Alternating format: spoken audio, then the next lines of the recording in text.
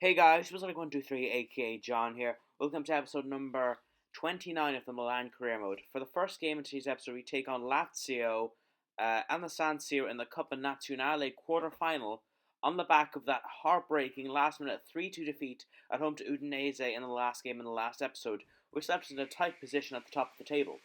Anyway, we did play the second string team for this game against Lazio, not the absolute reserve that we played in the last cup game, but the default second team, I would say, as they're the team that started this game, including a debut for Patrice Evra's regen Ron Camille, who was playing at left back. He was wearing the number 3, which in real life is retired by Milan, so I did change that after this game. But for this game only, he wears number 3. In future games, he wears 23. I changed it to, I believe. Anyway, Ciro Immobile would have the first chance there, but his shot would go wide of the post.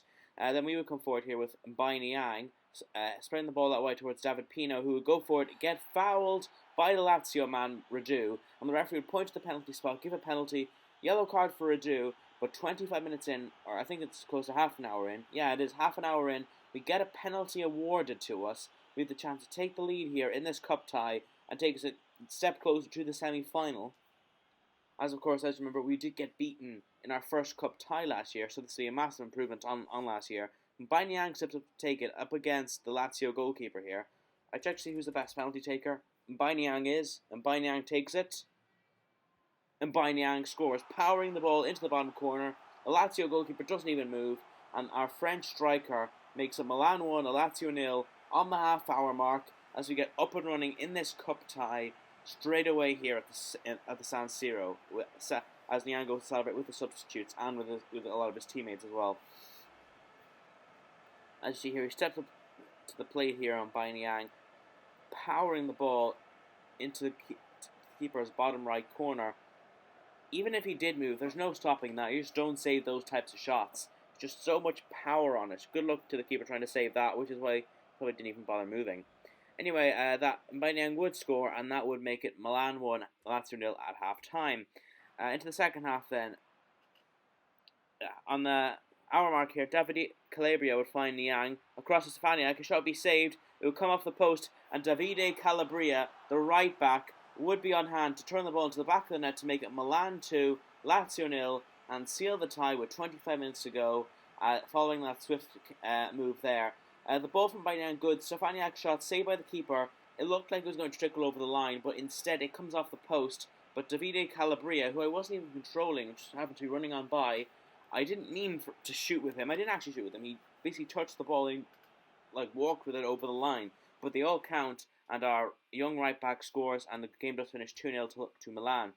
Following the game, we get some emails here. Hashi Mastor tells us that he's happy with his playing time that he's getting currently, and Suso says that he's not happy with. He says we're not fulfilling his role at the club, which I disagree with. He's playing almost every game. Anyway, we get an international offer from Sweden, which we reject. We also get a transfer offer here for Gabriel, our reserve goalkeeper from Torino, which we reject for 4.1 million euros. Sorry. So for the second game into this episode, we have another big game away from home against Juventus in the Serie A. Back in the Serie A, obviously facing the Italian giants at the Juventus Stadium. Not a live game because Juventus are piss poor this season. Sorry for my language, but they're currently, I think, in 10th place in the league or something. And look at this team. It shows you all you need to know. Daley Blind and Stefan Savic at centre-back. I mean, that's hardly Chiellini, Barzagli and Bonucci that we've come to expect from Juventus. Daley Blind. Why did they sign Daley Blind? He's absolutely terrible at centre-back. I would know because I'm a Man United fan. Anyway, we would get the attack going on the way, and we would get the first goal here as Federico Cartabia would pick up the through ball from Belotti, slot the ball past Neto into the bottom corner to make it Juventus 0, Milan 1, less than 20 minutes into the game here. A neat 1-2 here with between Cartabia and Belotti. Picks the ball back up, our Argentinian. Under pressure from the defence. Slots it past Neto, the Juventus goalkeeper. Makes it 1-0. It's a bit too easy for us to get past that defence, to be honest with you. And there's a former Valencia man, Cartabia, does make it 1-0 with what is his 5th goal in the Serie A this season. I think that's 5 or 6. Following that, then Intep with the throw-in would find Arkadiusz Milik. With the ball inside to Belotti, who would turn, shoot, have a shot saved by Neto, though, as he turns it around, and Kingsley Coman picked up the ball there. And then into the second half, then Neto gives away the ball to Andrea Belotti from the throw-in. but his shot low down is saved by Neto, and it's still at 1-0. Corner then, Sujo swings it in towards the centre. Regani with the header against his former team onto the roof of the net, and behind for a goal kick as well, as our captain cannot find the net against his former employers. Again, coming forward again, Paul George and Tep comes forward, plays the ball inside to Cartabi, who slots it through towards Andre Bellotti, who shoots, but the first time shot from Bellotti is saved by Neto excellently to keep it at 1-0 with 20 minutes or so to go in the game. This would have more or less sealed it from Bellotti, heading for the bottom corner, but a world-class stop from Neto keeps Juventus in the game. Following that then, 10 minutes to go here, Juventus have a chance here with Kingsley Coleman swinging the ball into the box, in towards Pjanic, whose header is saved excellently by Gianluigi Donnarumma, put out for a corner as our young goalkeeper makes a world-class save here to deny the former Roma man Pjanic. Excellent work from Gianluigi Donnarumma. It finishes Juventus 0, Milan 1. So that was a very good result. We go away to the Juventus Stadium and pick up 3 points as well. I know Juventus aren't doing well this season, but that's still a very good result to get, considering that Juventus are the biggest team in Italy without any doubt. Anyway, we get a transfer here for Valerio Mancini from French 2nd Division side Red Star FC of 1.1 million euros. There is not a hope in hell I'm going to sell our wonder kid Valerio Mancini to a French 2nd Division side for 1.1 million euros. Sorry, Red Star FC, it's not going to happen. He has 90 plus potential, being on potential to be special right now, and he's a 5-star skiller. He's an absolute monster, guys. In the games I've played him, he's just unbelievable. He's only in the 60s right now, but when he goes to a top player, he's just going to be insane, I swear. So I'm not going to sell him to a French 2nd tier side for 1.1 million euros. Sorry, Red Star FC. Anyway, for the third and final game of today's episode, we take on Atalanta here at the San Siro in Serie A, back again at home. Atalanta have the first chance there in this Lombardo derby, as Kessié has a shot saved by Donnarumma down low, and the header is also saved by Donnarumma and put behind for a corner as well, as it would be Milan 0, Atalanta 0 at half-time.